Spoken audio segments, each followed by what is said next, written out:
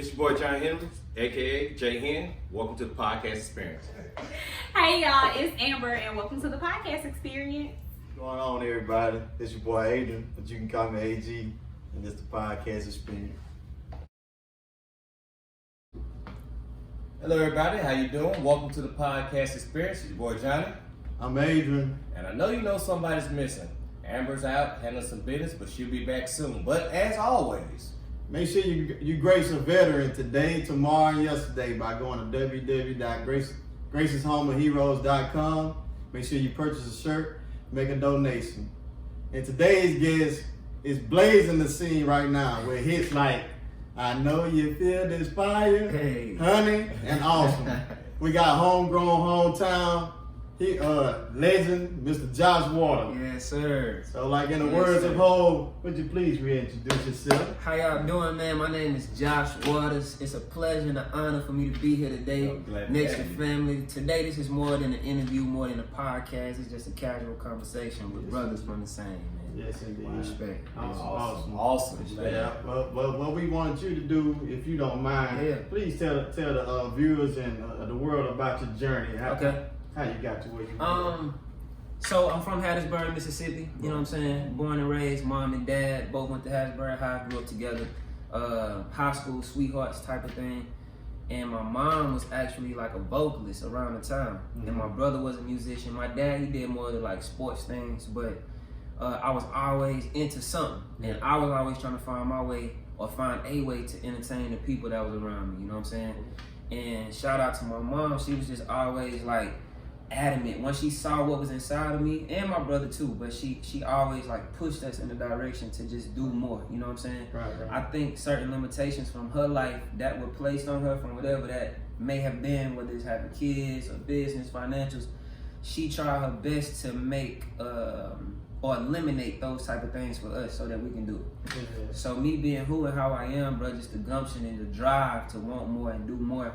I went to Alcorn State University for a year and a half, band scholarship. Most definitely. But I knew when I went to school that I didn't want to do school. Yeah, You know what I mean? yeah. I just wanted to do marching band. And you know, that type of band, it gets no more pro than the collegiate level. That's you know what I right, mean? that's right, So that's right. I did band for a year and a half, became section leader, and I dropped out and came back home, worked for like a year and a half, and I kept trying to move to Atlanta, and my mama would be like, yo, you leaving this weekend, right? And I'm like, I'm gonna wait the next weekend. And she like, you say that, yeah. She was like, you know what, next weekend you're gonna leave. So I left with like $300, and she didn't kick me out, but I left, she encouraged me to leave.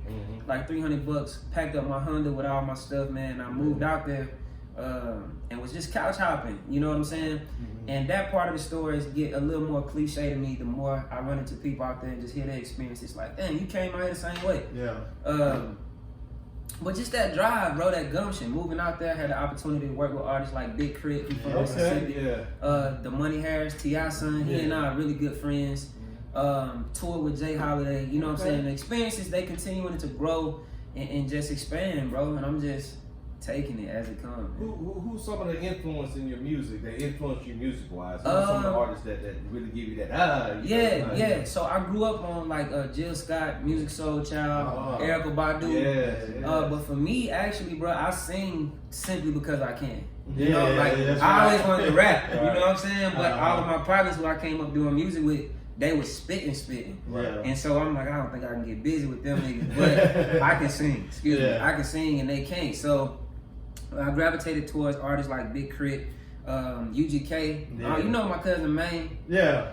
I can remember stories, or not stories, but just times when I was younger. He had like this silver Mountaineer with the root beer on the side with the speakers, and he was always playing like 8 Ball and MJG, and I gravitated towards it. When I went home, my mama like, so you know, I'm sneaking, trying to listen to it. But yeah, I would say Pimp C, man, one of my biggest inspirations, honestly. Cool. But yeah. Dope, yeah, but I can see it in your music, man, because the R&B that you make, it ain't what I consider the watered down R&B. Yeah. You know what I mean? Like with yours, it could be love making and long-term relationship, and at the same time, you can kind of switch it to bang bang. You Exactly. know? Yeah.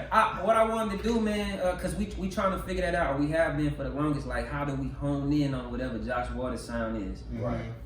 And for me, it was always like, because I grew up on the type of R&B music that I did. I'm only 24 years old. what my generation is making right now is not what feed me. Yeah. You know what I'm saying? Right. My mom did a really, really good job at making sure I had an understanding of just love and how to conduct myself in relationships. Oh, yeah. So when I listen to the awesome. music, you know, shout out for real. Yeah. When I listen to the music nowadays, it's like I'm not convicted by any of that. Mm-hmm. And when I think about the examples and role models, it's like my pops passed when I was younger, but me as a young kid, I always yearned for that like family environment. You know what I'm saying?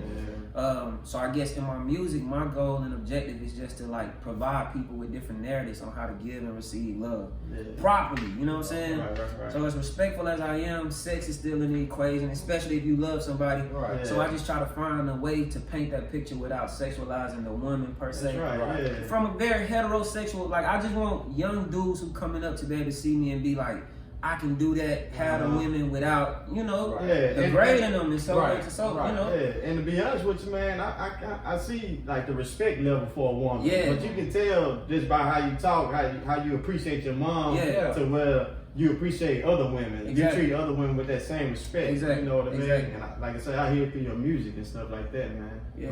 Which is rare. That's rare these days. Right. You know, because everything's, I say all the time, we're in the microwave. Everything is quick. Exactly, Man. bro. And speaking to the microwave, so I'm signed to a super producer by the name of Willpower out in Atlanta. Okay. And actually, he put me through a process that most artists or labels, for that matter, don't put the artist through anymore, and it's artist development. Mm-hmm. Y'all remember the movie The Temptations? Yeah. When they got The Temptations, they had went through a couple different groups and management situations, and they got the people and they developed them. We saw them in the room practicing their steps and just really get it. So I did a 6-month program where I quit my job. I did nothing but music. So I would wake up, go to the studio at 10 o'clock. I would work out with our trainer from 10 to 11. We had a shower inside of the studio. It's like a compound. The gym is at the studio, everything. Wow. So I would work out from 10 to 11, hit the shower, do a vocal lesson with the artist development and vocal coach from 12 to 1. They'll let me break to eat, and then I get right in the studio from 3 o'clock until for 6 months straight. That's all I did for 6 days out of 7, but really just getting my reps up. You know what I'm saying? So that we can have longevity. You know what I'm saying? Like, But that's kind of like with your new project, 52. Yeah. You know what I mean? Yeah. How did you come up with 52? What's behind 52? That's interesting. The truth is, we made a lot of music last year. Because like I say, I was in the studio every day from 3 o'clock until the sun would come up the next day, get an hour or two of sleep, come right back and do it again. So we had so much music, but we still didn't feel like we had that sound.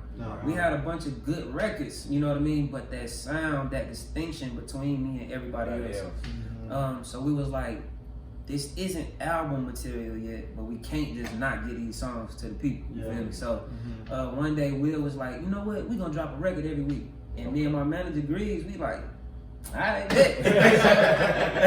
And part of me didn't even think he was for real. But as time started to progress at the end of last year, he was like, nah, this is what we doing. Yeah. Okay. So what we wanted to do was, we figured by the end of this, based off analytics and statistics, we'll be able to look at these things and then put a body of work together based on what the fans responded to the best. You know what I'm saying? Right. Was it records like Swingin'? Was it records like Can't Wait or Awesome? Like, which ones did they gravitate towards the most? And now, because there's so many different types of records, when it's time for me to go into album mode for real, you don't know what to expect because I gave you so much this year. You know what I'm saying? Right. So yeah, we just ran with it. Yeah. So what's your favorite song thus far?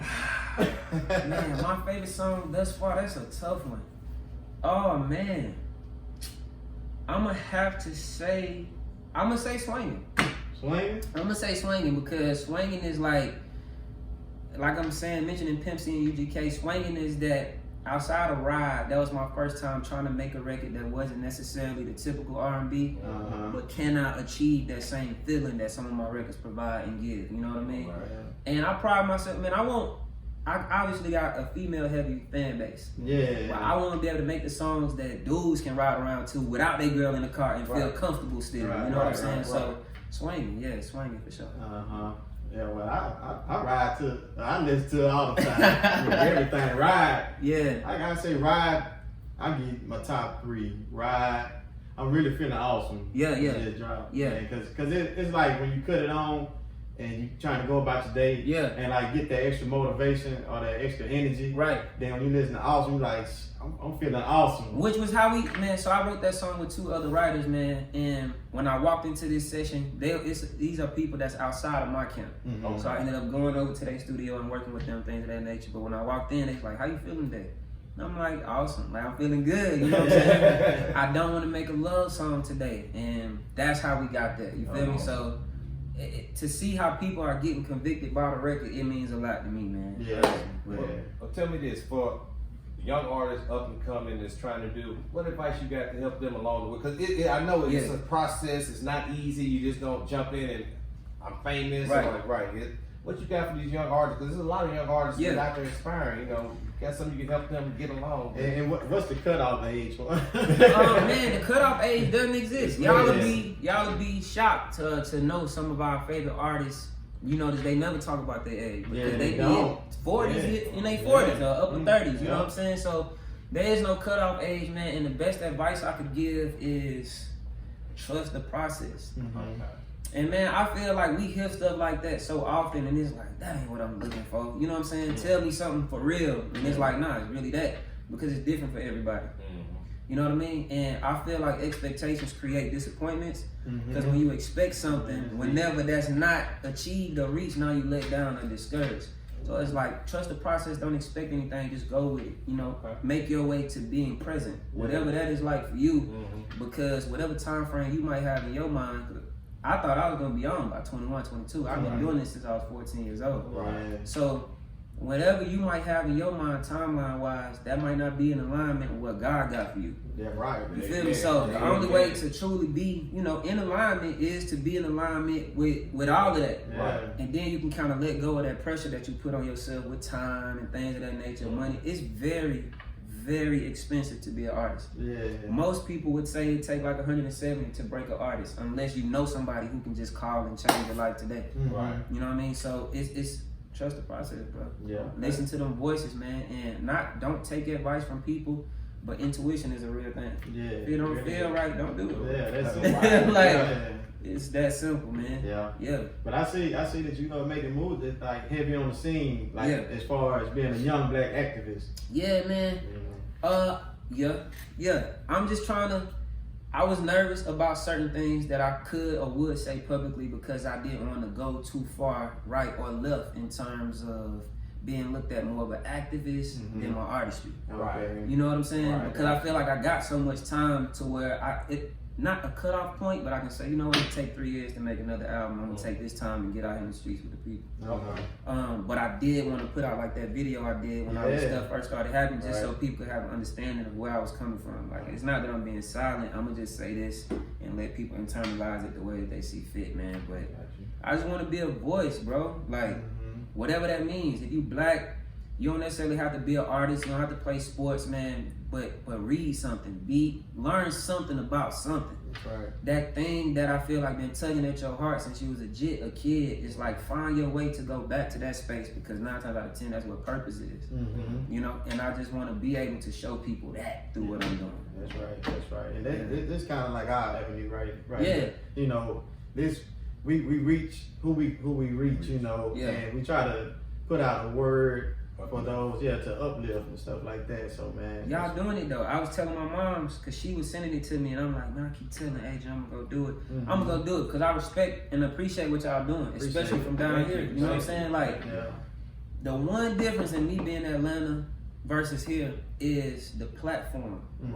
It doesn't exist for the most part here, and not only does it not exist, because I've seen people make attempts to try to create something, it's that consistency factor that's never there. That's right. You know what I'm saying? So it's like, I ain't famous yet, but I know I'm in a position enough to where I felt like me coming and sharing experiences and just being a part of this.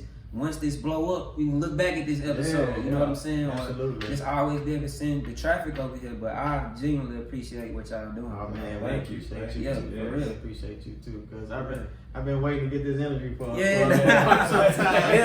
The stars always align, man. Yeah. But I was gonna ask you about we was gonna talk about, like, not to shift energies too much, but the guy. Have you had a chance to see about the guy Jacob Blake? Who got shot in the back? Yeah, I did. Yeah, man. But we were just talking like it's the same thing. What type of solution would you have just on that type of end? Man, so, man, here we go. So, the solution is, when I think about these types of conversations, I always tell my mom, like, man, I can't talk to people because I don't think people are ready to be honest with themselves. Because this stuff ain't nothing new. It ain't nothing new. You know what I'm saying? And that part of me living in Atlanta too is like, it's different being in Mississippi. My first experience with racism, I was probably like 5 years old playing baseball. And it was my turn to bring snacks, and the little white dude like, I can't taste nothing from black people. And I'm like, what? You know what I mean? So it's like, first we gotta understand the hows and the whys. Right. Why is this? How is this? How long has this been this way? Why is it still continuing? Yeah. Because there's an accountability factor there that's not in place. We You know what I'm spoke about saying? that when you came. Accountability. Yeah, and I mean, we being honest, police, they got immunity. They doing this knowing that they getting off before. Right. They might get put on leave or whatever until it paid smooths or over. whatever. Yeah, Right. exactly. And So it's like, so no punishment. I get a paid vacation. exactly. So looking at the police and expecting them to do right is one thing, but it's like who above you or what lawmakers or political systems are in order that prohibits or allows more so you to do what it is that you do and get away with it. Yeah. So when I think about solutions, man, I look back at the Panthers and Marcus Garvey and these people and how they were militant, bro. It's like, man, the Panthers, when somebody was getting pulled over in the neighborhood, it was men outside with guns, like, we standing here and gonna watch until this is over. Yeah. Right. Yeah. And so it's like that factor of black men in the black community, that togetherness has to take place, to take place at some point. Yes. Or else it's never gonna change. Right. And that's what John Henry just said right when he came over. He said the same thing, but I don't know if you watched last week's episode, but we was talking about Stokely Carmichael. Yeah. In the beginning, he was nonviolent. He Yeah. was in that, you know. Then he kind of shifted more towards the Malcolm X way. Yeah. You know, so. Cause I mean, Malcolm wasn't like, let's go out here and create violence. Yeah. He's like, this is what y'all on, and I would be crazy to just start praying when you start doing this. Right, Nah, we got like, what? No, we shooting back. You know what I'm saying? So I think it's that, man, and all of that. When I talk about the hows and the whys, the men got to be in the household. Yes, absolutely, man. So we got to, like, it's a conversation that goes so much further than them pulling us over. We get scared and terrified. Yeah. It's like, let's talk about what their objective has been since the beginning, and it's to remove the black male from the home. Yeah. Nobody's there to protect the women. You know what I'm saying? Yeah. Nobody is there to hold men accountable, like be there for your kids, do X, Y, and Z. Homies champion that. Right. You know what I'm saying? And that's a problem. Yeah. So I'm like, the gang members, bro, the OGs, the big homies, y'all need to speak up. Yeah, That's what absolutely. This what it was supposed to be about in LA. Place. You know what I mean? It's like, you feel me? So it's Right. like everything has gotten misconstrued, bro. So it's like that's what has to happen first. The man. When I think about the feminist movement, right? Right. I remember telling my friend, I'm gonna get crucified for this, but I was telling one of my friends, my personal opinion is like, I ain't gonna say that. I'm gonna say I agree with certain things and some things I don't. So I understand how that movement started about or came about, but it's more so because how can they lead, or how can we lead any of them, or can they follow us if we not being the type of men worth following? Right. So they had to create their clique and gang, like, okay, well, we'll do it on our own, we don't need no men. But that's not the truth. They'll submit to any man that's man enough to lead them. Absolutely. So it's like, we gotta start there, and a lot of things, bro, gotta get fixed. Well, Go ahead, James. with that being said, and you brought up a good point, is, you know, election time is coming up. Yeah. And we're looking at this policy, and we talked about this the other day, what Ice Cube said. I mean, this starts with some of the election, who we put in office as president, vice president, even our local officials. Yeah. Right. What are they doing to help stop some of this? Right. You Yeah. know, Because all you hear, all the agenda is get Trump out, get Trump out. Man, we need more than that. Right. What are you gonna do to stop what you turn on TV and every hashtag you see? Yeah. You know, justice for Breonna Taylor. You know, justice. I mean, rest in peace, George Floyd. Hashtag this. Yeah. What are you gonna do to stop that? You stop know the what I mean? hashtags. We done hashtag to death. So I feel like, just this is my opinion. One of the answers to that, white supremacy, they only feel two things: the loss of life and finance. And since we not gonna kill them because we know that that's an automatic, they gonna come kill everything. That, you know what I'm saying? Take their pockets. If we the number one consumers, look, I don't believe, I get into it with friends about this all the time. I don't think black people are the minorities. No, we're not. I do think that white America controls the media and the news and information so that y'all can sell that and tell us that. But y'all brought more slaves over here than it was y'all in the beginning of this, and we reproduce. Like, you know what I'm saying? We handle our business, we do our thing. So to convince me that we still are minorities, you know what I'm saying, and we the number one consumers, doesn't make sense. But if we do consume the most, then let's start taking those dollars to our own communities and developing different things.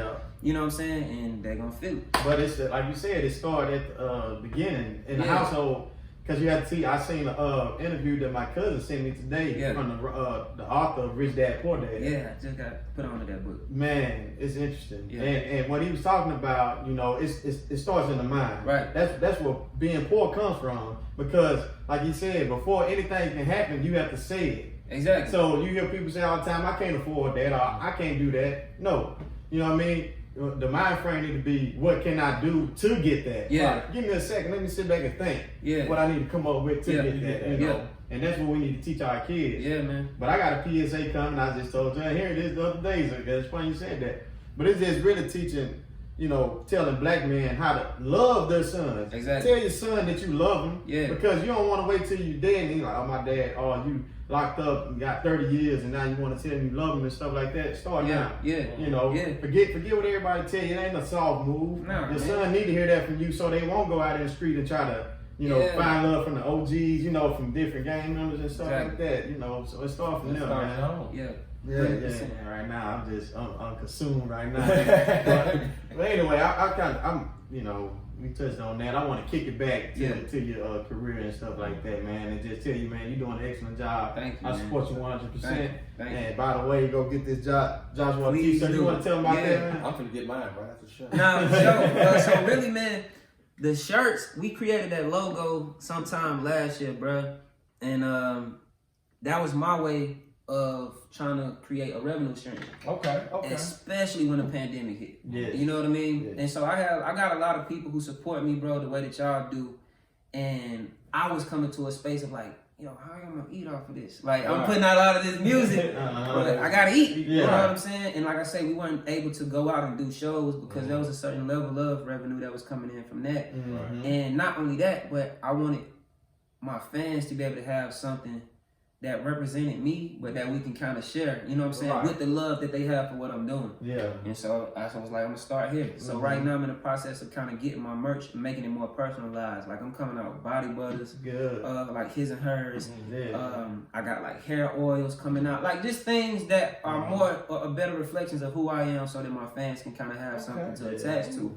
You know what I mean? But that's what they were. Because that was something else I was gonna ask you. Like, how is it being an artist during this pandemic right now? You can't perform. If you have to perform, it's virtually. You know what I mean? Like it's. But I know Atlanta's still booming. So. They are. It is booming now. They out there like this is not happening at all. They stuff in the clubs, bro. But for me, it was difficult at first because I'm not really the social media guy. You know what I'm saying? Like my folks, they be like, yo, you gotta get on TikTok. And I'm like, man, I ain't no TikToker, bro. Like that just ain't my speed, you know? And for me, I gained all of my fans organically. Like I remember I was working in the mall, Lenox Mall out there, and I accumulated probably like 2,000 fans. I was the dude in the mall, like, hey, how you doing? Trying to sell you stuff. So that kind of just got my confidence up to a whole nother level. And I'm like, if you're not gonna buy what I'm selling to you at work, I know you got a streaming platform on your phone. So you're gonna leave here being a fan of me. And so just building them organically, I was just like, how can I take what we doing right now and find a way and still connect? And I found it difficult, man, because I can't connect through the phone. So even when I was doing like a couple virtual shows, it just wasn't that same energy. When we in the room performing and people out there, they giving back. They giving back. On the phone, I can see 30 viewers or 40 viewers, but I can't feel that. You know what I'm saying? So that was difficult for me, and I'm still trying to figure out how to pivot with that aspect of it because I'm such a like empathic person. I need to feel that energy, right? So It's been cool, but just difficult trying to get back to what's really real. I might think put you on the spot for a minute. Yeah. We should have talked about this before, but Yeah. okay. For the ones who hadn't heard something from you, can you get you spit a couple of bars or something? For Yeah, let me folks? think. You definitely put me on the spot. Let me think. Just Man, anything so off many the head songs. so they can just hear a little something from you. Hey, you may pick up some more from them. What's the song? I give you one. Give you the hook on let's say. Dang. Look, it's so many, bro. Hold up. Oh, we're gonna do honey. We're gonna do honey. All right, go And she walk around like she been dipped in honey. Yeah. The sun must have kissed you with his lips. And I love her cause she don't even want nothing from me. She keep it 100, she don't sugarcoat it, tell me what it is. And she walk around like she been dipped in honey. Yeah. The sun must have kissed you with his lips. And I love her cause she don't even want nothing from me. She keep it 100, she don't sugar. Yeah, there we go. Respect. Man, bro, big dog right there. Respect, nah. He put me on the spot. He put me on the spot.